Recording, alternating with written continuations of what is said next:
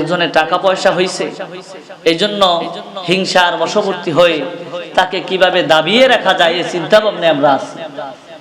আরেকজনে চতুর জায়গা থেকে তার জন্য ভালো ভালো অফার আসছে, আমি প্রতিবেশী হিসাবে সেটা আমার সহ্য হচ্ছে না, এজন্য তাকে কিভাবে ওই জায়গা থেকে প্রতিযোগিতা না করে সেখান থেকে তাদেরকে টেনে হেঁচড়ে কিভাবে নামিয়ে দেওয়া যায় সেই চিন্তা ভাবনায় আমরা মশগুল আছি। আল্লাহ রাসূল সাল্লাল্লাহু আলাইহি ওয়াসাল্লাম এজন্য বলছেন, তোমরা কখনো হিংসা করবা না। ওয়াসারিউ ইলা মাগফিরা, তোমরা হিংসার বশবর্তী না হয়ে রবের ক্ষমার দিকে দৌড়াতে থাকো, আল্লাহর ক্ষমার আশা করতে থাকো। কি কাজ করলে আল্লাহ ক্ষমা করবেন সেই চিন্তা ফিকির করতে করতে তোমার দুনিয়াটা অতিবাহিত করতে থাকো।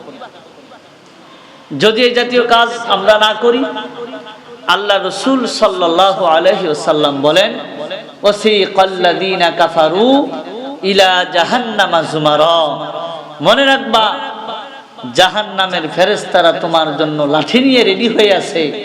তুমি যখন আল্লাহ তোমাকে অর্ডার দেবে ফেরেশতাদেরকে নিয়ে যাও, তখন পৃথিবীর কোনো মানুষ তোমাকে ওই দিন বাঁচাতে পারবে। এজন্য হিংসা ছেড়ে দেওয়া উচিত।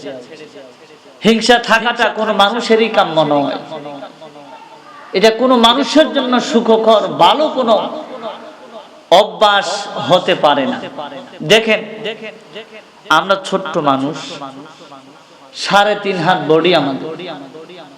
আমরা যদি কোনো প্রকার হিংসা করি বা যদি কোনো প্রকার তাকাব্বুরি মাতাব্বুরি নিজেদের অন্তরে চলে আসে, তাহলে আমাদের অবস্থাটা কেমন হবে এটা আল্লাহ ভালো জানে। তবে মহান আল্লাহ রাব্বুল আলামিনের অন্যতম একজন নবী হযরত সুলাইমান আলাইহিস সালাতু ওয়াস সালাম, উনি পয়গম্বর অবস্থায় সিংহাসনে বসে রাষ্ট্র পরিচালনা করছেন।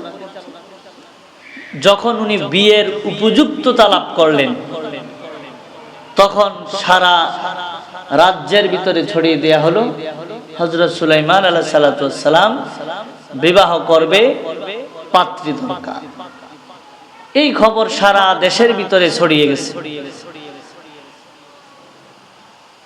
তৎকালীন সময়ে বেদে পল্লী, জেলে পল্লী, যারা জাল দিয়া মাছ ধরে নদীর পারে, তাদেরকে কি বলে?